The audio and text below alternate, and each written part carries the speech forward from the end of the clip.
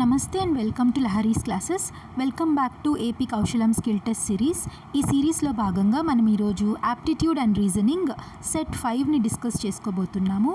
ఇప్పటి వరకు సెట్ 4 వరకు నేను డిస్కస్ చేశాను వెరైటీ ఆఫ్ క్వశ్చన్స్తో. ఆ వీడియోస్ని నేను డిస్క్రిప్షన్లో అండ్ కమెంట్ సెక్షన్లో కూడా ఇస్తాను, మీరు అక్కడ చూసి నేర్చుకోవచ్చు. So without any delay let's proceed to the lecture. So first question చూద్దాము. పైప్స్ అండ్ సిస్టమ్స్ పైన.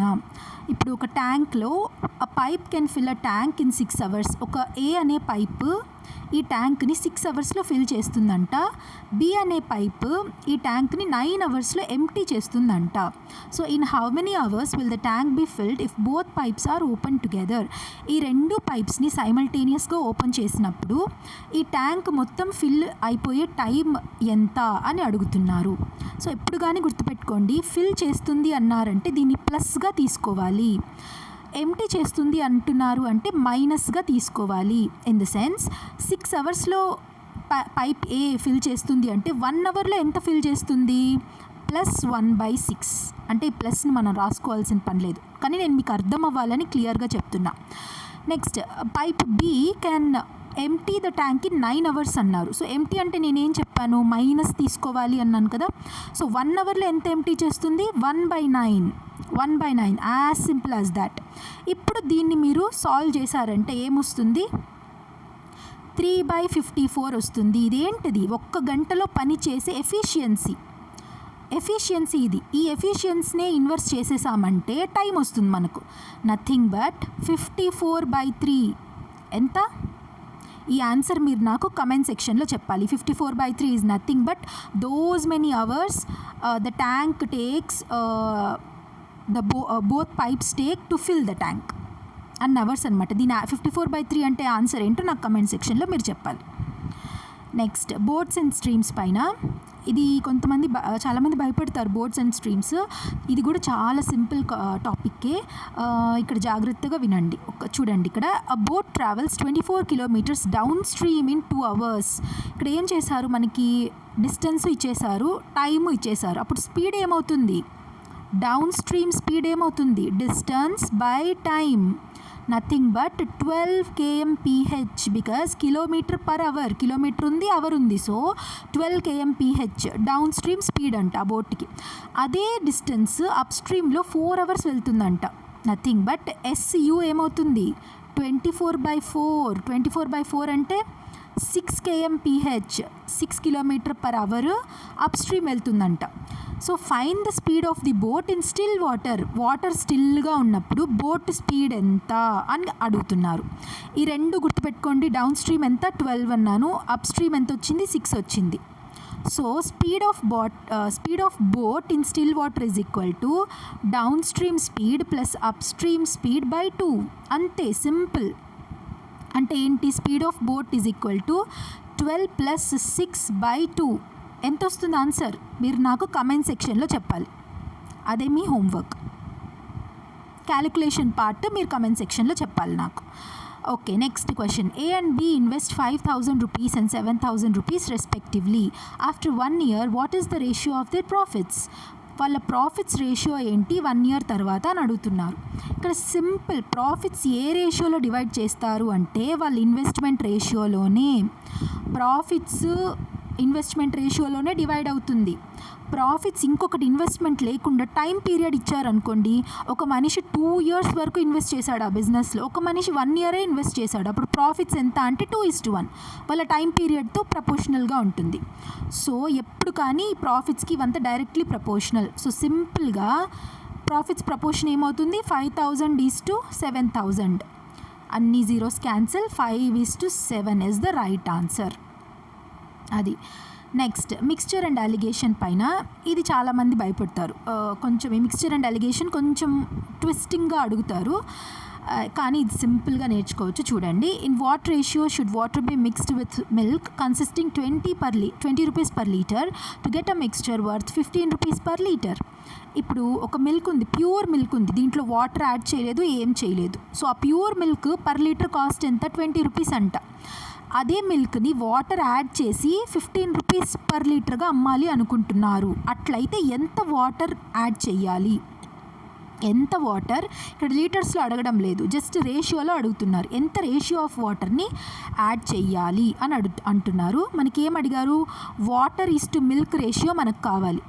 బాగా చూడాలి, వాటర్ ఈస్ టు మిల్క్ అడిగారు, మిల్క్ ఈస్ టు వాటర్ అంటే మీరు అప్పుడు వచ్చిన ఆన్సర్ రివర్స్ చేయాలి. ఇప్పుడు మనకు వచ్చే ఆన్సర్ అలాగే మీరు ఆప్షన్స్ పెట్టచ్చు. సో ఎలా చేయాలి అంటే అలిగేషన్ మెథడ్లో ఎప్పుడు కానీ వాటర్ కాస్ట్ 0 రూపీస్ అనే తీసుకోవాలి. ఎంత, 0 రూపీస్.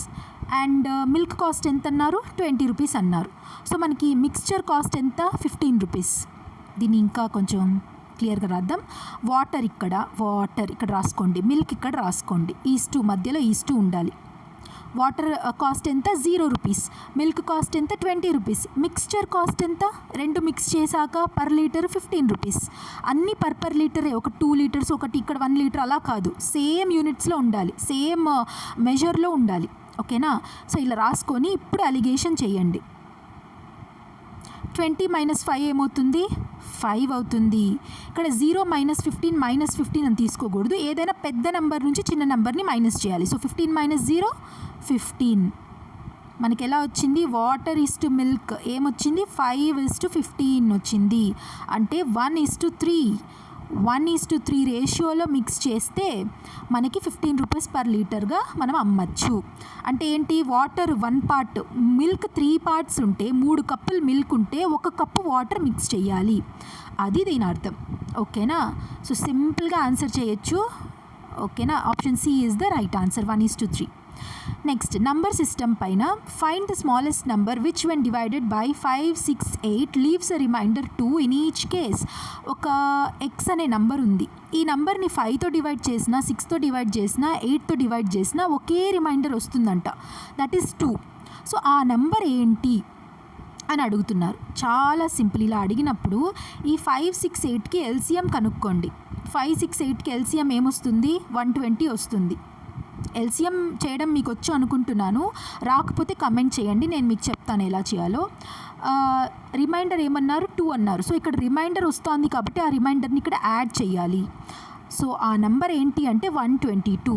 సో 120 ఎల్సిఎంకి ఆ రిమైండర్ని యాడ్ చేస్తే ఆ నెంబర్ వస్తుంది. So 122 is the right answer. So next question HCF and LCM. ఆ టాపిక్లో ఎల్సిఎం కనుక్కోవడానికి క్వశ్చన్, ఎల్సిఎం ఆఫ్ 12, 18, 24 ఎలా చేయాలి, ప్రైమ్ నెంబర్స్తో డివైడ్ చేయాలి. So 3 4s are, 3 6s are, 3 8s are. Next 2 2s are, 2 3s are, 2 4s are. Next మళ్ళీ 2తో 2 1s are, 3s are, 2s are. ఇప్పుడు ఇవన్నిటిని మల్టిప్లై చేసుకుంటూ వెళ్తే అంటే 2 3s are 6, 6 1s are 6, 6 2s are 12, 12 2s are 24, 24 3s are 72 is the LCM. That is option C is the right answer. Next data interpretation పైన the average marks of 4 students వచ్చి 60 అన్నారు. So 4 students average 60 అయితే total marks ఎంత అవుతుంది, 4 × 60 240 అవుతుంది. First 3 students ఇంత score చేశారంట. So what is the marks of 4th student, 4th student marks ఏమవుతుంది, ఈ టోటల్ మైనస్ ఈ 3 స్టూడెంట్స్ మార్క్స్, 3 స్టూడెంట్స్ మార్క్స్ 180 అవుతుంది. సో మైనస్ చేస్తే 60 marks is the 4th students marks.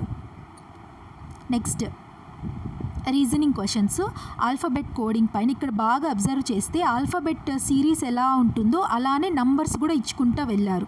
అంటే ఏకి 1, బికి 2, సికి 3 అలాగా. సో అలా ఇచ్చుకుంటూ వెళ్తే క్యాట్ వాల్యూ ఎంత అన్నారు. క్యాట్ వాల్యూ అంటే నథింగ్ బట్ సి వాల్యూ ఎంత, 3, ఏ వాల్యూ 1, టీకి ఒక వాల్యూ ఉంటుంది, ఆ వాల్యూ వేసి మొత్తం యాడ్ చేయాలి. 3 + 1 + ఆ టీ వాల్యూ ఎంతో వేస్తే మీకు ఆన్సర్ వస్తుంది. ఆన్సర్ని నాకు కమెంట్ సెక్షన్లో చెప్పాలి మీరు. నెక్స్ట్ క్యాలెండర్ పైన if today is Monday then what day will it be after 15 days, 15 days తర్వాత ఏమవుతుంది అన్నారు. సో సింపుల్ ట్రిక్ ఏంటంటే ఈ 15/7 డివైడ్ చేయండి. 7 2s are 14 అవుతుందా, రిమైండర్ ఎంత వస్తుంది, 7 2s are 14, 15 - 14 1.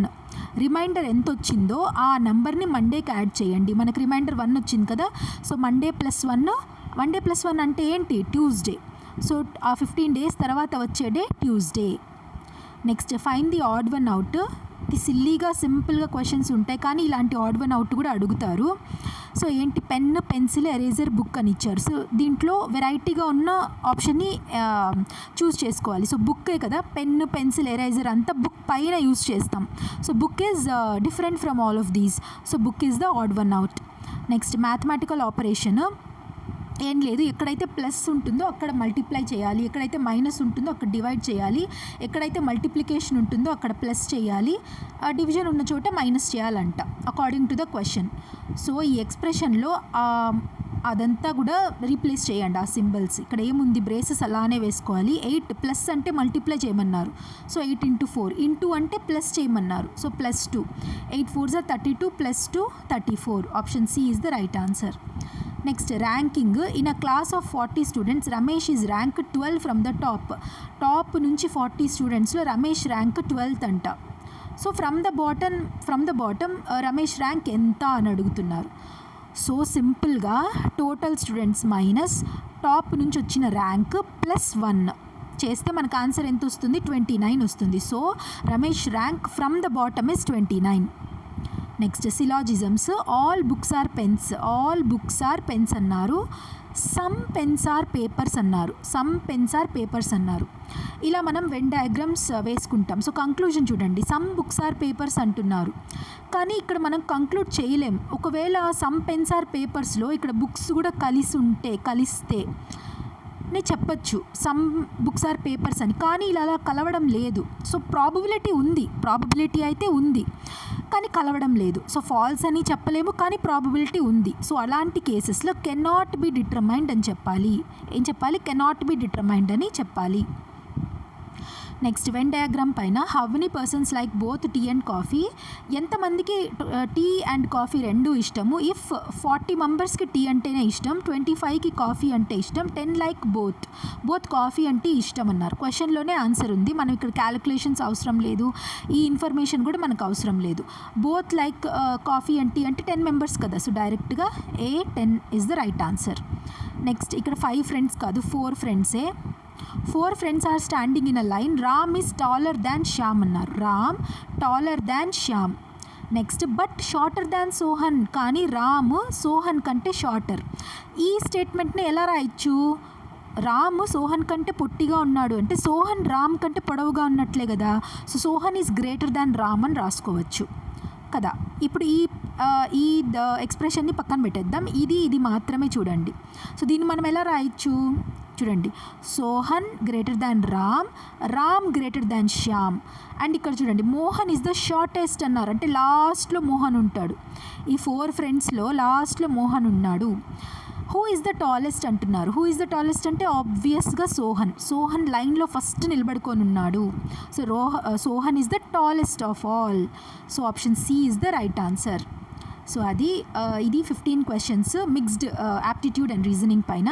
ఈ సెట్ కనుక మీకు నచ్చినట్లయితే మీరు కమెంట్ చేయండి, ఇంకొక సెట్ కూడా చేస్తాను. అండ్ ఆన్సర్స్ ఏవేవైతే నేను చెప్పమన్నానో అవంతా కూడా కమెంట్ సెక్షన్లో చెప్పండి. Thank you so much for watching till the end. So please subscribe చేసుకోండి, ఓకేనా. అండ్ మంచి వీడియోస్ వస్తాయి, మీకు అన్ని అప్డేట్స్ వస్తాయి సబ్స్క్రైబ్ చేసుకుంటే. Thank you so much once again. God bless you all. జై హింద్.